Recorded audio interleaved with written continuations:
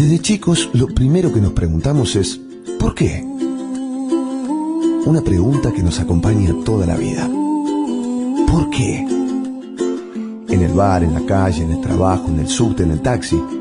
¿Por qué? La ciudad, el país y el mundo, más allá de la coyuntura. ¿Por qué? La pregunta de siempre con la profundidad que la actualidad a veces nos hace perder de vista. ¿Por qué? Así de simple, así de profundo. Graciela Fernández Mejide se pregunta ¿por qué? El 1110.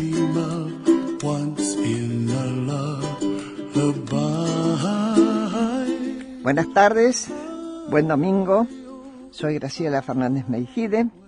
Voy a estar acá con ustedes y mis invitados, que son María Elisa Mitre de Larreta, que es psicóloga y psicoanalista, miembro titular en función didáctica de la Asociación Psicoanalítica Argentina, la APA, y miembro titular también de la Internacional Psicoanalítica, Asociación Psicoanalítica, y preside la Fundación Mitre. Y además está un colega suyo, Ricardo González, que es licenciado en Psicología por la UBA, coordinador de grupos de psicoanálisis familiar en el Hospital Braulio Moyano. Y además trabaja también en el Centro de Día del 2003. Es el coordinador general de la Fundación Mitre. ¿Por qué? ¿Por qué se le da tan poco espacio al tema de la salud mental? Buen día, María Elisa, Ricardo, empiece el que quiere. Eso es algo que siempre me pregunto, ¿por qué en este país se le da tan poco espacio a la salud mental? Es como si no se registrara la importancia que tiene, por ejemplo, en la clínica DITEM de la Fundación. Nosotros hacemos grupos multifamiliares que asisten hasta 140 personas de todas clases sociales y realmente con problemas algunos muy graves y bueno, son reuniones muy importantes que si se pudieran hacer, yo siempre pienso, reuniones así a nivel político sería extraordinario, porque uno de los lemas es poder hablar, tener una conversación sin tratar de tener razón, y se realizan y se hablan de cosas muy profundas y muy complicadas en un clima muy de muchísimo respeto, donde cada uno puede expresarse con libertad, espontaneidad, como quizás no lo pudo hacer en su casa. Yo no sé por qué no se le da. A lo mejor Ricardo tiene otra explicación. No, yo voy a tirarte una frase, que no sé si textual, pero más o menos. Pichón Rivière, ya un revolucionario en el tema de psicoanálisis de grupo, decía: cuando entra un paciente, yo veo una familia. Sí. ¿No? ¿Qué es, Ricardo y María Elisa, entre los dos comparto, esto de la salud mental y su contraposición, la enfermedad mental? ¿Qué es esto? ¿Te puedo algo antes de ir a esta pregunta? Dale. La primera, cuando vos... ¿Por qué no se trata la enfermedad? La llamada enfermedad mental asusta. Asusta mucho. Tiene un componente y está muy relacionada con el miedo. El miedo que siente el llamado enfermo y el miedo que puede hacer sentir. Esto, y además el paciente, el enfermo, es un denunciante, y un denunciante al que es muy difícil taparle la boca. Entonces creo que también son miradas o posibilidades para pensar por qué no se le da importancia o se trata más este tema de la salud mental. Pensar en el paciente como un sufriente, denunciante de situaciones que tienen que ver con lo social. Cuando vos te llega alguien al consultorio, la pregunta es para ambos, el que quiera contestar o los dos. Una familia que te dice, trae un chico, una chica de 20, 22 años, 19, 18, y te dice, hicimos todos los recorridos, nos dijeron que es esquizofrénico. Sí. Ya está, viene con la etiqueta puesta en la frente. ¿Qué miran ustedes ante una situación así? ¿Qué es lo que tratan de atravesar o no? ¿O les alcanza con el título? No, en primer lugar, yo creo que la psiquiatría en general no ha utilizado la palabra diagnóstico, el DSM-4, el DSM-5, que lo único que hace es hablar de síntomas, pero nadie toma en cuenta que detrás de todos los síntomas hay un sufrimiento subyacente, que es lo más importante, que tenemos todos los seres humanos, y que si nos quedamos con el síntoma y tratar de atender e interpretar ese síntoma, nos quedamos sin paciente, nadie se cura, porque aparece un síntoma aún mayor, que es que el paciente queda como muerto en vida si no aparece el sufrimiento, si no se le reconoce el sufrimiento como tal, como no se le fue reconocido en su casa, porque lo que está reclamando el paciente a partir de las demandas y de la violencia y de lo que fuese, que es mirado como loco con toda razón en la casa porque la familia no entiende, en los grupos, en la clínica, lo vemos como una persona que está sufriendo, lo vemos como sano, para que la familia empiece a entender qué es el reclamo genuino de esta persona. No sé si te respondí. No, estamos yendo. Ricardo, ¿se hacen hospitales comunes, públicos, tratamientos que vean al paciente de esta manera? Sí, en este momento se están haciendo en el Borda, en el Moyano, se hace en el Hospital Méndez, que tiene que ver con el gobierno de la Ciudad de Buenos Aires, o lo que llamábamos antes la municipalidad, el hospital de los municipales. Sí, hay algunos lugares donde se está haciendo. ¿Quién empezó esto en los hospitales? En los hospitales, bueno, empezó Jorge García Badaraco, y a la gente que lo acompañaba en aquel momento, y María Elisa es una de las primeras que ha estado con él. ¿Cómo se le ocurrió? Jorge García Badaraco empezó en el Borda y descubrió, cuando empezó a ver enfermos, cronificados, jóvenes algunos, que deambulaban por el hospital como muertos en vida, medicados o con chalecos de fuerza químicos o chalecos de fuerza verdadero,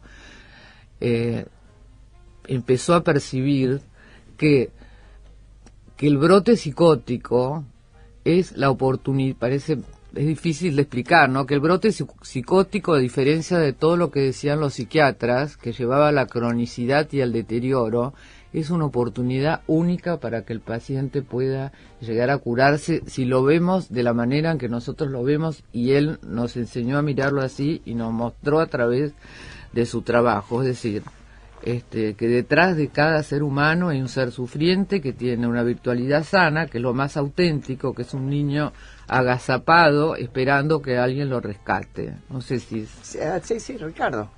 Y entonces algo que creo que tiene que ver con lo anterior y siguiendo esto. Hay un ser sufriente y hay una familia sufriente. Sí. Una familia sufriente que a la vez puede hacer sufrir. Por eso cuando recibimos a alguien que viene, porque ese que está exteriorizando el problema, el dolor, la enfermedad, lo que hacemos casi inmediatamente es pensar en términos de familia.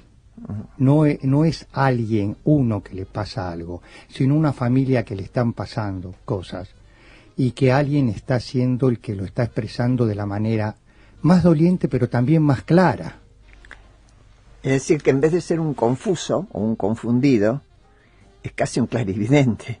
En cierta digamos, medida. Sale y dice, socorro, yo quiero que me atiendan, estoy denunciando, cuando vos hablabas de denuncia, estoy denunciando que acá hay malestar. No va a poder decir que en la familia hay malestar, o sí, habrá quienes se den cuenta, pero está denunciando un malestar que no pueden no compartir, me parece a mí, quienes están conviviendo con él. no puede, puedo, Sí.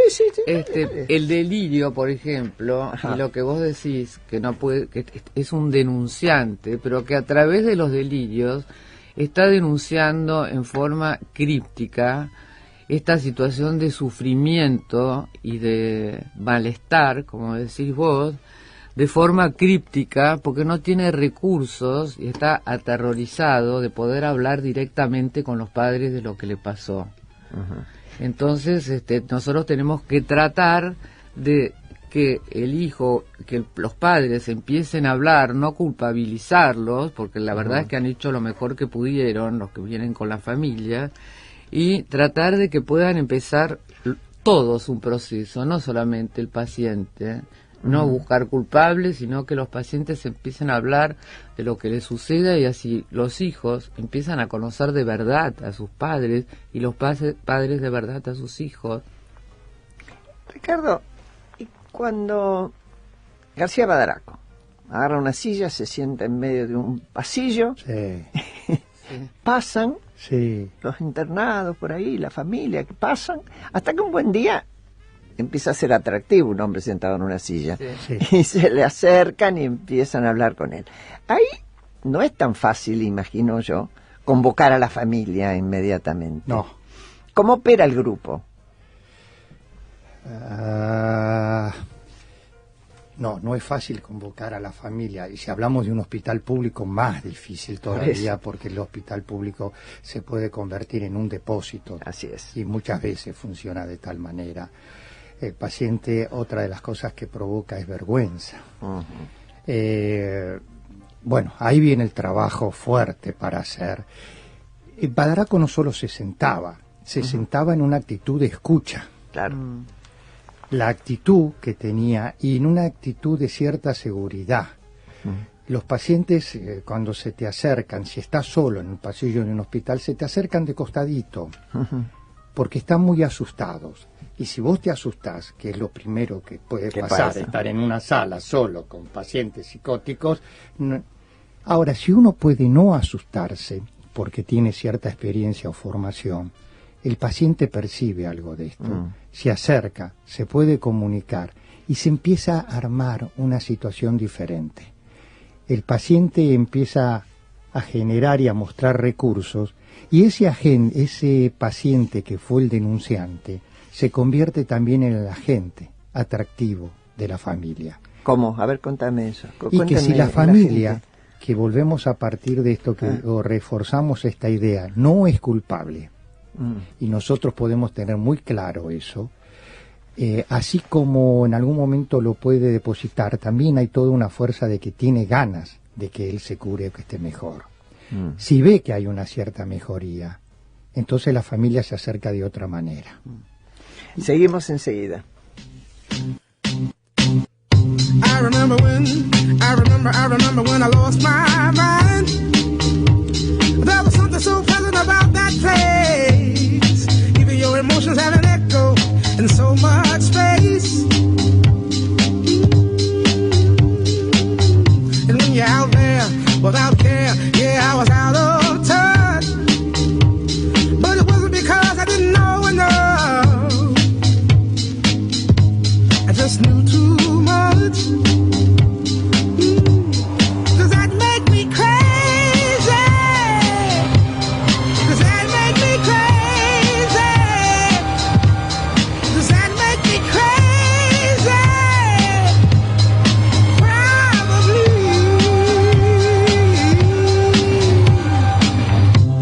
And I hope that you are having the time of your life.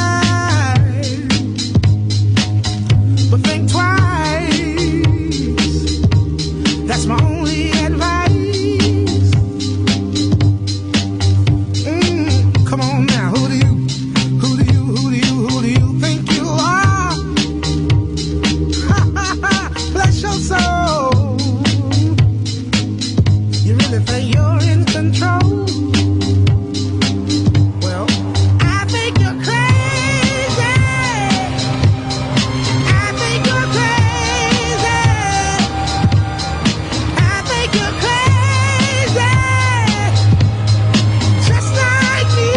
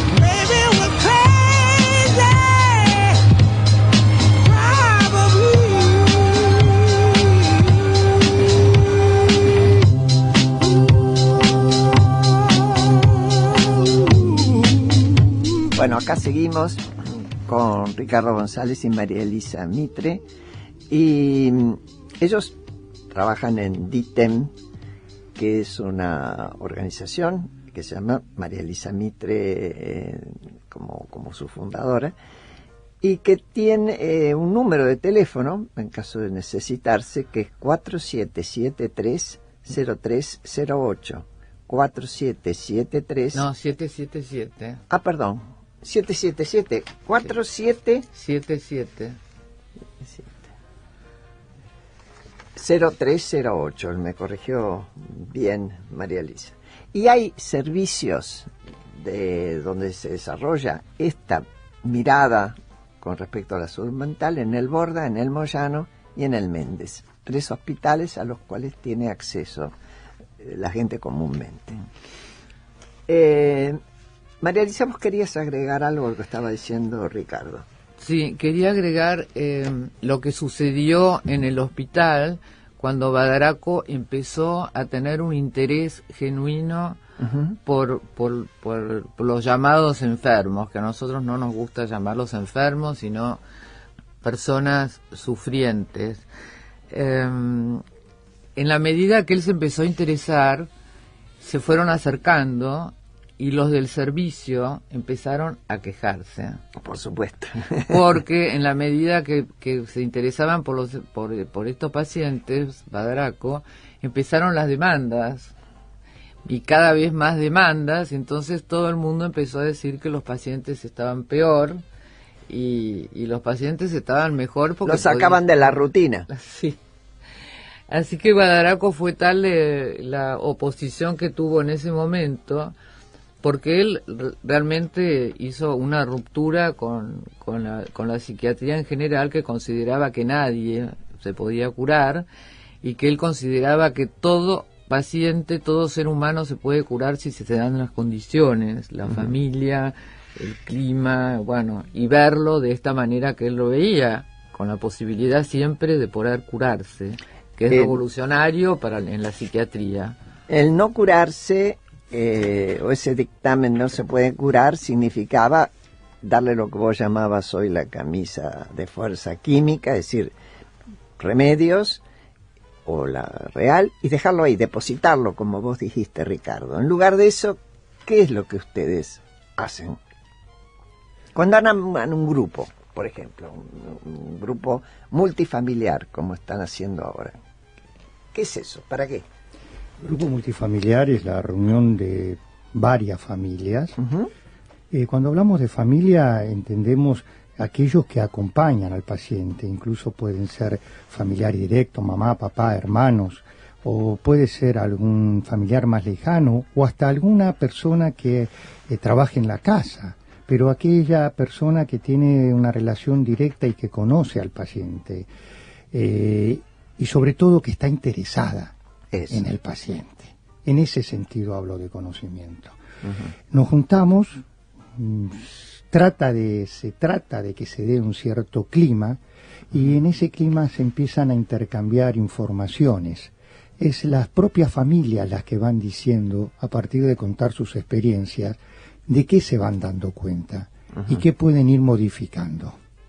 Los coordinadores, los profesionales, algo a través de la formación que cada uno tenemos, intentamos colaborar, pero también a partir de nuestras propias vivencias, de nuestra propia experiencia de vida, que es lo que nos apuntala mucho en esas situaciones. Es decir, que en un momento dado alguien dice algo y vos sentís que están hablando de vos. Sí, sí. Con una mente ampliada, y quisiera agregar que a diferencia del psicoanálisis tradicional, nadie le dice al otro ni lo que tiene que hacer, bueno, la psicoanálisis tradicional tampoco, ni lo que le está sucediendo, sino que en ese clima la persona de respeto y de confianza, la persona puede empezar a expresarse quizás por primera vez en su vida con libertad, porque nosotros vemos ahí, a diferencia del psicoanálisis individual, cuál es la persona que hace sufrir, porque la persona es, como decía Badaraco, el hijo o el llamado enfermo es como una caricatura ampliada y mejorada de ese padre, de ese personaje que hizo sufrir a la persona. Y que muchas veces hizo sufrir, obviamente, sin darse cuenta. Por supuesto. A menos que sea un sádico, pero No, normalmente... él también viene de una historia de sufrimientos. Lo que hace es repetir la historia. Y lo que se pretende es que en algún momento estas historias que vienen de abuelos, a padres, a hijos, se pueda cortar. Pero sí, son sufridores haciendo sufrir a otros, o sufrientes haciendo sufrir a otros. Es cierto. Pero me gustaría agregar algo. Dale. Recién de esta experiencia en el Borda, o en algún hospital, y cómo el entorno se molesta cuando empiezan a aparecer cambios. Y una de las frases que se puede escuchar, tanto sea en una institución de salud como en la familia, acá estamos para curarlos, no para que los hagan rebeldes. O mire, yo se lo traje a mi hijo para que lo cure, no para que me lo haga rebelde. Por favor, que siga sometido a la enfermedad. Exacto. Hay esto del sometimiento. Y ahí es, bueno, la importancia de poder trabajar con la familia y que entienda que lejos de ser un simple acto de rebeldía, es un gran pedido de ayuda para él y para el resto de los miembros de la familia. No, que lo interpretan, no pueden interpretarlo hasta que no se dan cuenta, porque en realidad se sienten como agredidos o despreciados. Claro. Y cuando están mejor, los pacientes llegan sometidos o con delirios o hablando o esquivando lo que tienen que decir o inhibidos, etcétera. Pero en la medida en que empiezan a mejorar y que nosotros los empezamos a escuchar con atención, empiezan las denuncias que son necesarias para que el paciente pueda salir de un sometimiento de toda una vida. Y ese es el momento más difícil del proceso terapéutico para los padres, porque los padres pueden sentir frases tales como he escuchado, le están metiendo ideas raras en la cabeza, mi hijo está mucho peor que antes porque me dice de todo. Y enhorabuena que le dicen de todo, porque hay que decir de todo para después poder reconciliarse. A eso apuntamos. Ahora, ¿cómo aguanta una familia a que el hijo le diga de todo? Las familias que aguantan, porque hay algunas que me imagino que no aguantan nada. Pero, Ricardo, a ver. Yo, para decir algo, lo primero que se me ocurre es que en ese caso, si aguanta que le diga de todo, simplemente está repitiendo un modelo de sometimiento que tampoco conviene. Claro. No es que aguante. Es como un paredón. Claro, no les va a servir, ni es cuestión de porque el paciente denuncie y lo hace como puede, porque si lo tuviera claro y lo pudiera hacer de buena manera no sería un paciente, lo hace como le sale. Por lo tanto, tampoco es que la familia se someta a escuchar todo y de cualquier manera, sino que empiece a cambiar algo en esa relación para que el paciente pueda decir y la familia también pueda decir, pero no sometimiento ni de un lado ni del otro. Claro. Y algo más para pensar, cuando hablamos de esto de la rebeldía y que la familia pueda escuchar, pasa también, y en estos grupos, que los terapeutas podamos escuchar lo que nos dicen los pacientes. Y que no son todos y que les elogios, haga mella. Y que les haga mella. Que nos llegue, y si el terapeuta puede soportar ser cuestionado, la mayoría de las veces con mucha razón, también les está mostrando a la familia que esto es posible. Y sobre todo, que el vínculo no se va a acabar porque podamos enojarnos o decirnos algunas cosas que no nos gustan o que no son tan lindas.